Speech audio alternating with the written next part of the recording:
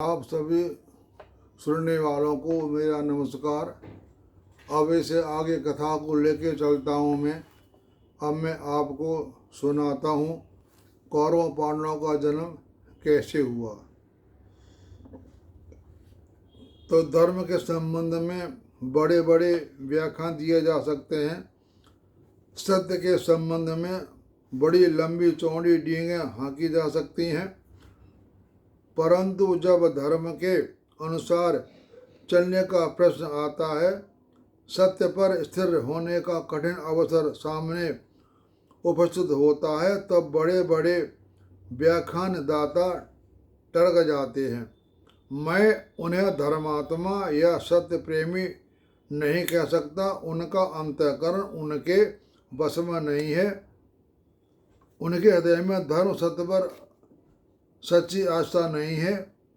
वे धर्म और सत्य के संबंध में जो कुछ कहते हैं वे मान सम्मान पाने के लिए कहते हैं, अथवा ऐसे धर्मध्वजी झूठे सत्यवादी ऐसे मौके पर धर्म से अलग हो जाते हैं, सत्य से विमुख हो जाते हैं और ऊपर से धर्मात्मा होने का ढोंग चाहे कि जितना कर लें। जीवन में एक अवसर आता है जब धार्मिकता और सच्चाई की परीक्षा हो जाती है। उस समय धर्म पर दृढ़ रहना, सत्य पर अविचलता भाव से प्रतिष्ठित रहा। वास्तव में वह धर्मात्मा ही सत्यवादी है। अपने पिता शांतनु की प्रसन्नता के लिए भीष्म ने प्रतिज्ञा तो कर ली कि मैं राज्य नहीं लूंगा और विवाह नहीं करूंगा। भीष्म के सामने एक और कठिन समस्या आई, जिस माता के लिए उन्होंने प्रार्थना की, जिसकी आज्ञा से अपने लिए आवश्यकता न होने पर भी काशीराज कन्याओं का हरण किया था, जिनकी इच्छा पूर्ण करने से उन्हें किसी प्रकार की हिचकिचाहट नहीं थी। और वही माता सत्यवती उनके पास आई और उनसे कहा कि बेटा तुम पुत्र उत्पन्न करो। सत्यवती ने भीष्म को समझाते हुए कहा, बेटा तुम धर्मज्ञ हो, अपना वंश और धर्म की रक्षा तुम्हारे लिए आवश्यक है। बहुत दिनों से जिस सिंहासन पर बड़े बड़े वीर सम्राट बैठने आए हैं, क्या वह अब सूना हो जाएगा? ब्रह्मा से लेकर आज तक जिस वंश का दीपक जलता रहा, क्या अब वह बुझ जाएगा? तुम अंगिरा और शुक्राचार्य के समान विपत्ति के समय पर धर्म पर विचार कर सकते हो। मैं तुम्हारी गंभीरता से परिचित हूँ। अब ऐसा करो कि धर्म और वंश का लोप न हो। माता की आज्ञा सुनकर वे भीष्म के मन में तनिक भी दुविधा नहीं हुई। उन्होंने कहा, माता तुम्हारा कहना अक्षरशः ठीक है, परंतु मैं अपनी प्रतिज्ञा में बंध चुका हूँ। माता तुम्हारे कन्यादान के समय तुम्हारे लिए ही मैंने जो प्रतिज्ञा की है उसे कदापि छोड़ नहीं सकता। भीष्म ने आगे कहा कि मैं त्रिलोकी का राज्य छोड़ सकता हूँ, देवताओं का राज्य छोड़ सकता हूँ, इससे भी अधिक कुछ हो सकता तो परित्याग कर सकता हूँ, परंतु मेरी किसी प्रकार सत्य का परित्याग नहीं कर सकता। पृथ्वी गंध को छोड़ दे, जल रस को छोड़ दे, तेज रूप को छोड़ दे, वायु स्पर्श को छोड़ दे, सूर्य ज्योति को छोड़ दे, धूमकेतु गर्मी को छोड़ दे, आकाश शब्द से छोड़ दे और चंद्रमा शीतलता को छोड़ दे, इंद्र अपना पराक्रम छोड़ दे, धर्मराज अपनी धर्म को छोड़ दे, परंतु मैं कदापि सत्य छोड़ने का और अपनी की हुई प्रतिज्ञा का तोड़ने का संकल्प नहीं छोड़ सकता।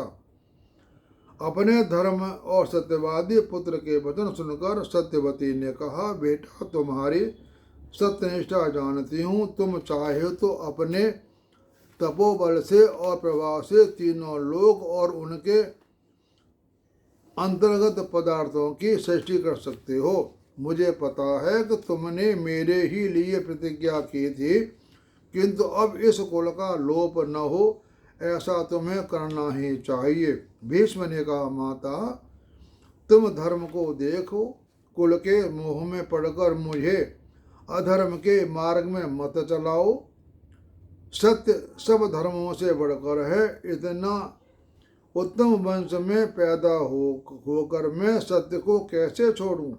इतना कहकर भीष्म ने सत्यवती को समझाया कि तुम किसी धर्मात्मा तपस्वी ब्राह्मण की शरण लो और उसके कृपा प्रसाद से वंश की रक्षा हो जाएगी। तो भीष्म की बात सुनकर सत्यवती ने कुछ विचार में पड़ गई। अंत में कुछ लज्जित भाव से सिर नीचा करके धीमे स्वर में बोली, बेटा भीष्म, तुमसे कोई बात छिपी नहीं है, इसलिए मैं बतलाती हूँ। मैं दासराज की कन्या हूँ। मैं उपरिचर वसु की पुत्री हूँ। मछली के गर्भ से मेरा जन्म हुआ और मेरे पिता ने मुझे दासराज को दे दिया। वे बड़े धर्मात्मा थे। उन्होंने यमुना के में एक नाव रख छोड़ी थी। मैं उसी नाव पर रहती। जो कोई यात्री आता उसे बिना पैसा कौड़ी लिए नदी से पार उतार दिया करती थी। यह बात करते करते मैं जवान हो गई और एक दिन महर्षि पराशर उसी रास्ते से आए और उनकी कृपा दृष्टि मुझ पर पड़ गई। और बेटा, ऐसा नहीं समझना कि महर्षि पराशर के मन में कोई दूषित भाव आया, क्योंकि वे बड़े पुण्यात्मा महर्षि हैं। कभी कभी लोगों की दृष्टि में कुछ बुरा काम होने पर भी वासना रहित होने के कारण वह जगत के लिए परम मंगल स्वरूप हो जाता है।